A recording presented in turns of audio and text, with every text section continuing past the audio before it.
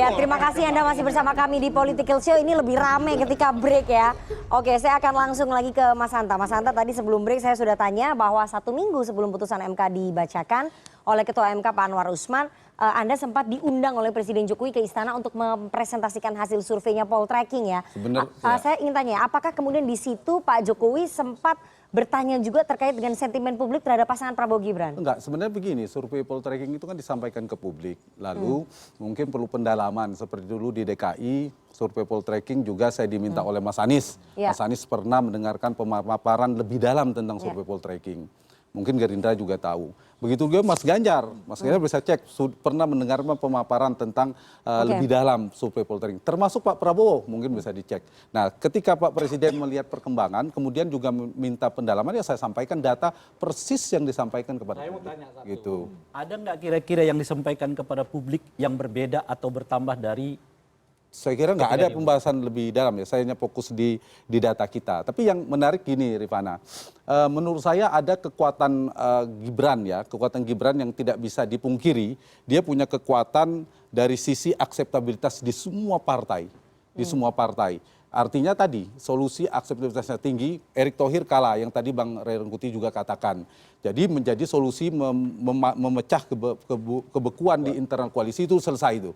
Yang kedua ada potensi di pemilih Pak Jokowi yang tadinya cukup banyak ke Mas Ganjar itu yang mau disasar, beralih dikapitalisasi. Yang ketiga juga dari sisi kita tahu Pak Jokowi kan untuk mendapatkan faktor Jokowi efek, beliau ada presiden yang sedang menjabat, jejaring kekuasaan, fitur-fitur kekuasaan juga jejaring mesin elektoral kan bisa dioptimalkan. Tapi itu yang mungkin disasar oleh Pak Prabowo. Tapi di luar itu menurut saya Pak Prabowo juga ingin ini, tahu kan pengaruh telunjuk Pak Jokowi, ingin mengikat telunjuk Pak Jokowi, jangan geser-geser lagi. Kalau sudah Mas Gibran, kalau sudah Mas Gibran nggak mungkin geser-geser kode-kodenya beda, itu yang perlu diperhatikan. Yang kedua, kalau belum tentu. Kalau ini, masa mau geser sudah Mas Gibran jadi wakil? Tahu beliau pidato, Mas, kalau nanti terpilih jadi presiden loh. Kita nggak tahu kan. Tapi ada potensi saya kira yang harus diantisipasi dengan Mas Gibran jadi cawapresnya Pak Prabowo, juga ada menyimpan potensi sebaliknya. Dari sisi pemilih Pak Prabowo yang 2019 yang lalu, itu ada potensi ya, meskipun perlu diukur. Misalnya kecewa di Jawa Barat, di Banten dan sebagainya. Karena itu harus disiapkan strategi itu oleh koalisi. Dan hasil survei Poltreking menunjukkan ada penurunan ya di Jawa Barat ya? Di Jawa Barat. Di Jawa Barat. Tapi terkonversi di Jawa Tengah dan Jawa Timur. Tapi bertambah di Jawa Tengah dan Jawa Timur. Tapi yang kedua, di Banten juga beliau naik. Pak Prabowo naik di Banten. Betul. Yang kedua juga perhatikan dari sisi potensi ini, kontraksi politik ketegangan dengan PD Perjuangan, dengan partai-partai koalisi di luar koalisi Indonesia Maju, itu bisa terkonsolidasi, mendelegitimasi dan citra Pak Jokowi itu bisa. Tapi sepanjang Pak Jokowi tidak melanggar konstitusi. Tapi ada faktor lain. Dan satu lagi, citra Pak Jokowi harus ada mitigasi politik kalau isu politik dinasti dan sebagainya eskalasinya naik. Tapi kalau sepanjang itu, nah ini saya ingin jawab pertanyaan itu. Mungkin Pak Jokowi sudah mengukur mitigasi politiknya siap. Kayaknya respon ini tidak terlalu naik eskalasinya. Kedua, mungkin PD Perjuangan nggak sampai menarik menterinya keluar dari koalisi, bahkan isu sampai mendelegitimasi Pak Jokowi, sehingga Pak Jokowi berhitung efek negatifnya bisa diantisipasi sehingga peluang itu diambil. Mungkin itu ditambah kebutuhan Pak Prabowo, tapi saya setuju memang ada preferensi Pak Jokowi lebih kuat, ditambah lagi Pak Prabowo juga punya kebutuhan. Ada faktor lain yang belum disampaikan Mas Hanta. Apa itu? Mas Gibran ini mewakili generasi muda, 56% kurang lebih pemilih. Ya. Dan kita lihat di beberapa negara di Bang Riza, di negara-negara lain ada anak muda yang anaknya presiden. Ada 38, 37, banyak anak presiden, banyak. Amerika ada presiden. Anak muda, di India ada presiden. Nanti sebentar, Mas, saya sampaikan dulu. Jadi maksud saya, faktor Gibran dipilih, salah satunya adalah anak muda yang berprestasi, punya pengalaman, mewakili kelompok muda yang santun, yang baik. Saya sih dan ternyata anak muda itu yang baik itu Riza gitu loh. Gitu loh. Saya harapannya beda, ini beda. Kalau Riza saya tahu dari dia anak muda yang berprestasi, yang santun, dari bawah, yang cerdas, dan prestasi yang cerdas. Siapa yang meragukan kecerdasannya Riza? 2023 generasi Z maupun milenial ini generasi yang berbeda dengan anak-anak muda ketika kita masih muda. Generasi yang ini tidak suka diasosiasikan dengan nama orang tua. Generasi yang ingin menjadi dirinya self-made. Banyak dari mereka yang bukan berasal dari anak siapa menjadi milioner di usia sekian. Jadi mereka bukan generasi yang senang dengan nepotisme. Gitu, yang senang dengan dikatrol oleh orang tuanya untuk menjadi sesuatu. Jadi saya rasa ini sangat menarik kalau kita bicara soal Gen Z. Bahkan mungkin Pak Mahfud lebih disukai Gen Z daripada seorang Gibran. Itu kesimpulan dari mana itu? Kesimpulan dari cara dia gini, Pak Mahfud tuh orang yang berani. Gen Z itu senang orang yang berani. Gen Z itu senang orang yang senang mendobrak. Gen Z itu suka orang yang anti korupsi. Dan itu lebih banyak pembuktiannya karena Pak Mahfud sendiri sudah punya pengalaman yang sekian lama. Dan Pak Mahfud adalah from zero to hero. Dari keluarga yang biasa-biasa saja, bukan anak pejabat dan apa-apa, dan dia bisa. Ini kita baru bicara Pak Mahfud, belum Pak Ganjar lagi. Saya mau tambah bahkan Gen Z akan lebih suka lagi kepada dia. Saya mau tambah ya, salah satu mengapa generasi Z itu senang dengan Pak Prabowo itu karena ketegasan. Itulah sebabnya saya katakan. Dan itu diimbangi oleh Pak Mahfud. Bisa ya, diimbangin nggak? ciri artinya di beberapa tokoh ini karena anak-anak muda itu senang dengan ketegasan. Ada pada mereka melihat ada di Pak Prabowo dan oleh karena itu mereka milih Pak Prabowo. Gitu. Itulah sebabnya saya katakan, Bung Gibran, Anda tampil dong ke depan, maunya apa? Oke. Sebab kalau Anda mau ngusung anak muda itu mau yang tegas-tegas gitu loh kira-kira tuh. Rifana, Oke, sedikit. silakan. Tadi Bang Maman mau nyampein. Gini, saya mau tambahkan. Ini mungkin merespon karena lagi bahas anak muda ya. Justru saya sempat berpikir gini, saya juga awalnya sempat kaget sosok Gibran ini muncul menjadi cawapres. Tapi setelah saya berpikir, saya dari perspektif saya sebagai anak muda yang saya berproses dari bawah ya, dari nol. Justru ini sebetulnya momentum seluruh anak muda di Indonesia. Apa momentumnya? Anak-anak muda di Indonesia, adik-adik kita yang ada di BEM, di semua lapisan, bukan hanya di dalam panggung politik, dunia profesionalisme segala macam, harusnya harus menjadikan Gibran sebagai momentum untuk dijadikan batu loncatan agar ke depan terjadi percepatan regenerasi kepemimpinan. Oke. Gibranlah simbolisasinya.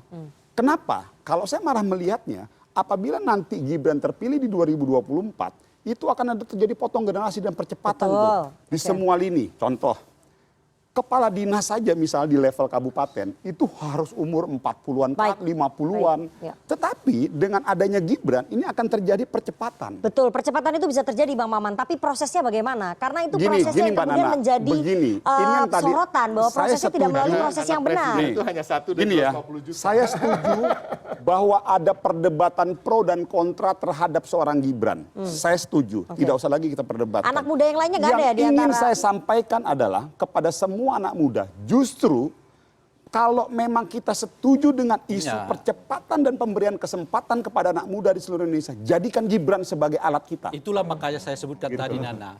Saya sangat senang kalau tiba-tiba Golkar mengatakan calon presiden kami adalah Maman yang anak muda. Prestasinya ini. Lepas apakah Maman akan terpilih atau tidak, tapi keberanian Golkar untuk mengusung Maman sebagai calon presiden adalah ikon penting bagi anak muda untuk memotivasi mereka. Maman bukan siapa-siapa. Ini saya senang nih. Dia datang dari arus bawah. Makasih banget Mas. Dan kira-kira gitu. Ketimbang Anda mengatakan, oh ini memang dia anak presiden layak. Tapi kan kalau Maman yang bukan karena anak presiden. Gini Mas Ray. Banyak Karena dia faktor. Setuju Mas Ray. Figur. Saya 100% nih. Saya setuju. Makasih banget. Nah, ini sebetulnya salah satu contoh kasus yang nanti ke depan akan terjadi diskusi. Jadi dialektika ke depan ini akan diisi dengan kita punya wakil presiden umur 36 tahun. Tapi melalui proses yang? Iya. Prosesnya gimana saya mau untuk bilang mencapai Mbak ke Nana situ? dulu, kita tidak usah memperdebatkan itu, tapi kita harus Penting. lihat bahwa begitu Nggak banyak. bisa dong kita nggak memperdebatkan Nah, gini, proses. dengar dulu. Karena itu harus Tapi yang berproses. harus kita Yang lihat tidak- adalah tidak tepat. bahwa akan banyak sekali anak-anak muda di seluruh Indonesia yang mendapatkan kemanfaatan dari figur seorang Gibran. Bagaimana Anda bisa memastikan bahwa itu? alatnya adalah- Apa kepastiannya? Ini Apa jaminan? narasinya. Contoh misalnya gue, sederhana ini jadi bahan bercandaan kita. Oh ke depan gue akan bilang, gue cukup mumpuni kok. Gue punya anak muda, wakil presiden kita 36 tahun. Berarti kalau kita mau bicara tentang alat kelengkapan Dewan di Itulah, DPR RI, itulah. di panggung menteri, di panggung misalnya aparatur sipil negara, di birokrasi, di Itulah usaha, Bung Maman, di profesionalisme. itulah Bung Maman mengatakan, akan terjadi mestinya Bung percepatan. Maman. Kenapa Begini, harus Bung Rey. Gibran? Jadi lepas Ya, apakah kenapa? Banyak Maman faktor yang dipilih harus atau dilihat. tidak. Gini. Tapi dicatat oleh sejarah Kembali lagi, pernah ada anak muda jadi calon wakil presiden. Betul, maka tadi Gitu saya loh bilang kira-kira. setuju. Kalau Nggak, dari satu sudut pandang, Iya. tapi ingat Dan politik itu tidak sangat bisa hanya indah, dilihat Bung Maman. satu, Karena satu orang tambah satu akan sama belajar dengan figur dua. Anda. Banyak faktor. Oh, ternyata Bung Maman sebagai itu contoh, bukan siapa-siapa. sebagai contoh, kita Dia bicara datang tentang dari kemerdekaan keluarga Republik biasa saja. Indonesia. Dan sebagainya. Kenapa figur Soekarno yang diambil untuk bicara di garda terdepan? Karena Soekarno adalah seorang orator. Oke. Figur itu, jadi simbolisasi itu yang mau kita ambil. Soekarno melalui proses, Bang Maman. Kita tahu Dan bahwa bukan hari anak ini siapa-siapa. Gibran punya kelebihan dan Lagi-lagi kekurangan. saya berharap Bung Maman Tapi yang tampil. Gibran punya Jadi bisa bukan menjadi orang simbolisasi untuk Persoalannya, mendorong Bung percepatan Maman. regenerasi. Bure. Persoalannya Ya, sebentar. sebagai anak Bapak-bapak ya, saya mau kenapa putarkan Anda ya. tidak berani mengajukan diri sebagai Oke, calon presiden? sebentar. Pertanyaan saya sederhana, Pak Maman. Kalau misalnya Mas Gibran bukan anaknya Pak Jokowi, bisa jadi wapres, bisa jadi cawapres. Saya harus bilang dulu kepada Mbak Nana, hari ini bagi Langsung saya, saja dijawab. saya mau bilang dulu, kita hari ini bicara simbolisasi yang ingin kita jadikan sebagai panggung pendobrak percepatan regenerasi kepemimpinan di Indonesia. Hari ini kesepakatan Anda nggak dan menjawab tantangan pertanyaan zaman hari saya. ini ada pada sosok Gibran. Oke, Anda nggak menjawab pertanyaan Jadi saya. Kalau suka Gibran atau bukan tidak anaknya suka? Pak Jokowi, Dan bisa dia nggak dapat tidak jawab kesempatan Kenapa untuk tidak? berpikir? Mengapa Bung Kenapa Maman tidak? yang Saya ingin jawab, Burek. Kata siapa dia tidak tegas? Kata siapa Gibran tidak? Dia kalem, santun, cerdas, berprestasi, tapi juga tegas, juga berani. Lihat pekerjaan-pekerjaan yang di Oke, kerjaan Bang- ada di wali ya, kota Ya, oke. Solo. Sederhana Dia tegas, aja, Bung berani Rizal. Saya mau mengganti, putarkan. berani Sederhana memecat. aja pertanyaannya. Kemudian prestasi, pertumbuhan Pertanyaannya, ekonomi Bung di masa Rizal, Gibran dari satu. Bentar, Mas Bung apakah Rey. Anda mau Bung jadi Rey. calon presiden atau tidak? Satu. Bung Rey, tunggu sebentar. Apakah Anda mau tetap jadi anggota PDI atau tidak? Apakah Anda mau masuk salah satu partai di antara koalisi itu atau tidak? Itu pertanyaan yang amat sederhana yang sampai hari ini kita belum dengar jawabannya. Pada waktu Ya, akan tahu. diputuskan. Oke, saya mau sederhana. Sebentar. Tidak mesti harus Bapak-bapak, sekarang. saya akan putarkan Itu akan ya. segera diputuskan. Sebentar. Bapak-bapak, saya akan putarkan pernyataan Presiden Jokowi dulu dan sekarang menanggapi anaknya maju sebagai cawapres. Ada perbedaan komentar dari Pak Jokowi, kita dengarkan sama-sama. Oh, ini gampang kita jawab nih.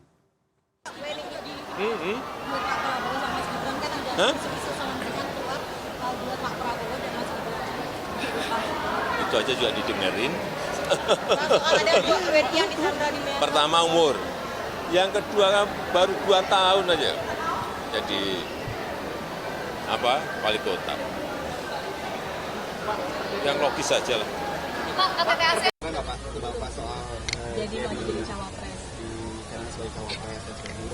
Ya orang tua itu hanya tugasnya mendoakan dan merestui. Keputusan semuanya karena sudah dewasa, jadi jangan terlalu mencampuri urusan yang sudah diputuskan oleh anak-anak kita. Ya. Setuju nggak Pak kalau Gibran? Setuju nggak kalau Gibran? Orang tua itu hanya mendoakan dan merestui. Saya mau ke Mas Ciko. Mas Ciko, ada inkonsistensi ya dari sikapnya Pak Jokowi ini. Tadi pernyataan pertama disampaikan bulan Mei 2023. Masih di tahun ini belum ada putusan MK, tapi isu Prabowo Gibran sudah mencuat. Jadi pada bulan Mei 2023 Pak Jokowi bilang bahwa anaknya masih umurnya belum cukup. Yang kedua baru 2 tahun jadi wali kota. Terus kemudian begitu ada putusan MK, saya sebagai orang tua bisanya merestui. Anda melihat ada inkonsistensi sikapnya Pak Jokowi nggak? Pastinya kita kalau melihat apa cuplikan di situ ya terus terang aja ya, sangat inkonsisten apalagi dalam rentang waktu yang masih hitungan bulan ya. Jadi ya kita kembalikan lagi lah ke masyarakat biar masyarakat yang menilai lah semua apa yang terjadi ini hari-hari ini. Inkonsistensinya sikapnya Pak Jokowi ini membuat PDI Perjuangan merasa terhianati nggak? Enggak sejauh itu, kita belum pernah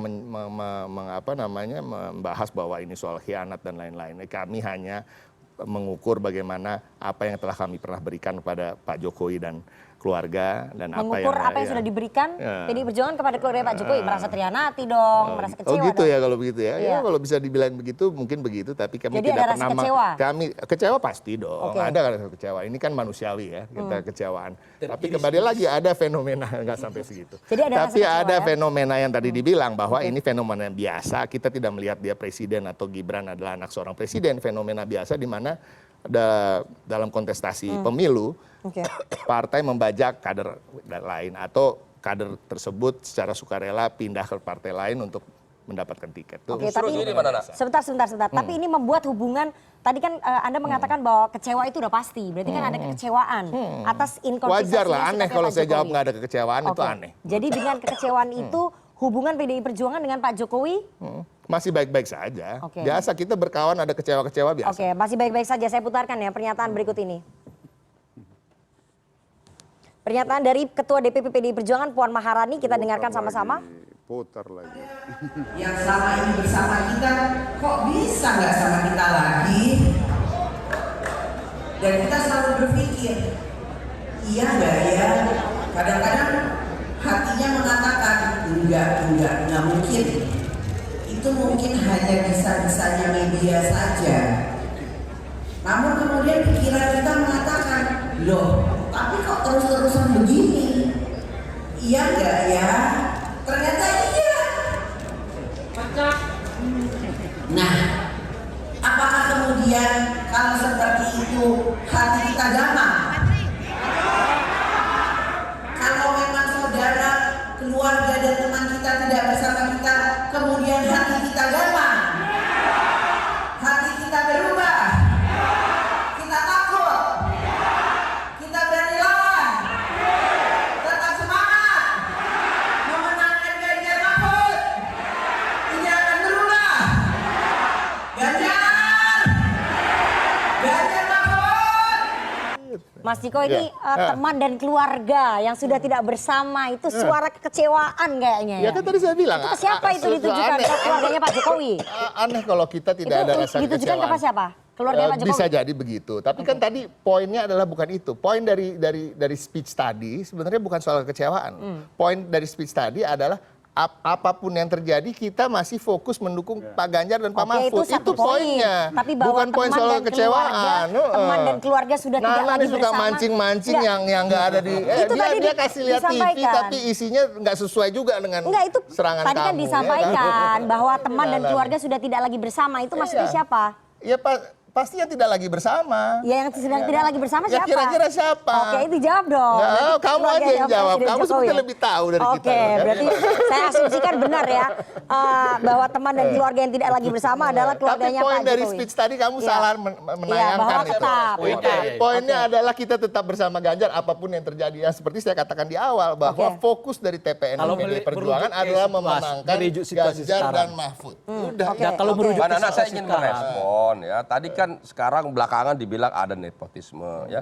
Kalau kita lihat tadi pernyataan Pak Jokowi yang pertama dan sesudahnya terjadi perbedaan. Justru yang pertama itu jelas menunjukkan bahwa tidak ada nepotisme. Tidak ada. Faktor nepotisme itu tidak berhenti Bentar, Pak bentar. Jokowi. Ada kakak ipar, ada Sebentar, ipar sebentar. Pak Jokowi menjadi ketua MK. Panjang Pak. Sebentar, bukan di situ. Apalagi bicara MK. Jadi jelas di situ tidak ada, kelihatan sekali tidak ada Pak Jokowi yang mendorong Gibran anaknya menjadi cawapres, tidak ada. Kemudian kenapa akhirnya menjadi cawapres? Karena partai-partai koalisi melihat mendorong, ada banyak faktor tadi. Ya. Partai A mendorong si B, partai C mendorong si D dan seterusnya. Kemudian inilah faktor yang dapat diterima oleh semua kepentingan partai politik. Itu Baik. dari sisi partai. Di sisi lain berprestasi, anak muda, elektabilitas. Oke, Anda Kemudian sudah katakan itu prestasinya. dipromosi terus nih. Nanti Prestasi kampanyenya itu- belum masuk ini. Itu juga Oke. Maman bisa kalau itu. Sebentar. Saya mau ke Lebih, Mas Hanta. bahkan, Mas lebih. Hanta, dengan tadi ya pernyataannya Mbak Puan Maharani Ya, bahwa ada teman dan juga jangan keluarga anggap yang sudah enteng tidak loh lagi prestasi bersama. Maman ini. Kemudian teman dan keluarga jadi lawannya Bung jadi Rizal, banyak. Wakil Gubernur Oke, DKI Jakarta. sebentar Bang Rey, saya lagi nanya nih ke Bang Mas Hanta. Jadi apakah kemudian hubungan antara PD Perjuangan dengan Pak Jokowi dan hubungan antara PD Perjuangan dengan partai-partai di koalisinya Pak Prabowo ini akan eskalasinya meningkat ya? Tergantung masing-masing meresponnya terkait dengan posisi Gibran. Misalnya secara administratif normatifnya kan kedua-duanya bilang bahwa Mas Gibran sudah datang ke Mbak Puan. Mbak Puan juga bilang sudah pernah ketemu. Tapi kan tidak ada surat pengunduran Ya. diri resminya, tidak ada. Jadi itu belum clear sebenarnya, satu itu. Yang kedua, ini paling penting, dua-duanya kan dua koalisi ini kan orang-orang cerdas semua, mengatur pertarungan, merebut persepsi publik. Ini soal membangun persepsi publik.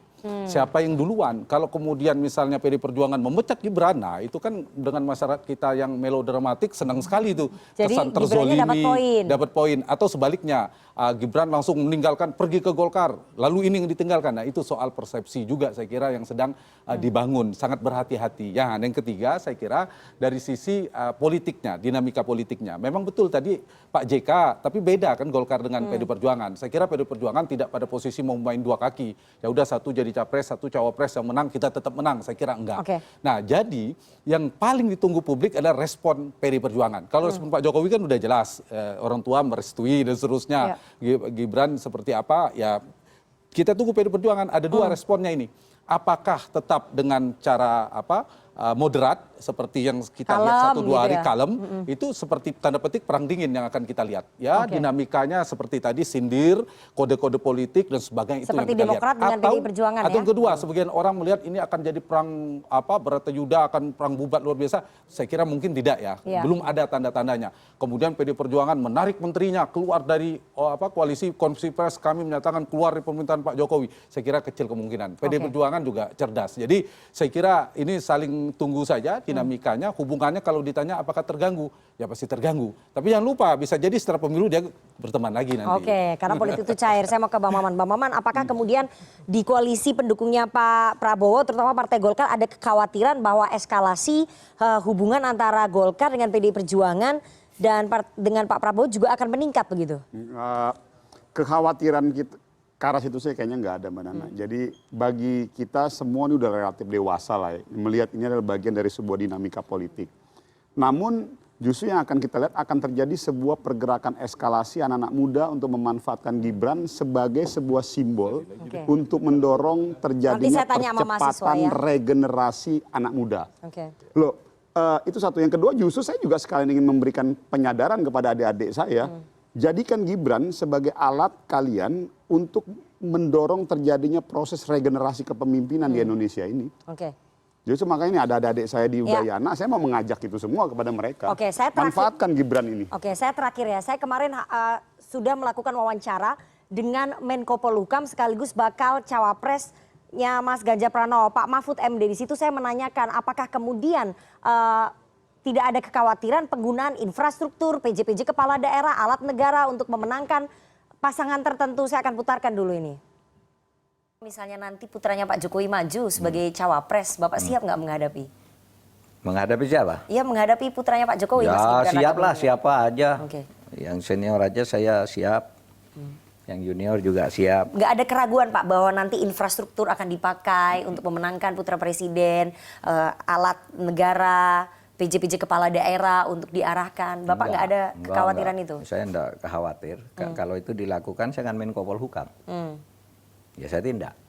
Tapi bagaimana Bapak kan kontestan juga, bagaimana memastikan pemilu bisa berlangsung? Kan sementara kontestan Bapak kontestan itu pada juga saat nih, wasit jadi pemain nih Pak. Iya enggak apa-apa, menurut undang-undang boleh. Kalau Anda berpikir setiap pemain lalu tidak boleh menjadi pejabat, itu negara bisa kosong kan. Oke, Bang Riza. Itu tadi ada kekhawatiran abuse of power, penggunaan alat negara untuk memenangkan calon Anda karena anak presiden masuk ke dalam gelanggang. Kenapa itu dituduhkan kepada kami? Ya? Sebelumnya kami 2 kali, Pak Jokowi 2 kali berkompetisi dengan Pak Prabowo. Kami tidak berpikiran seperti itu.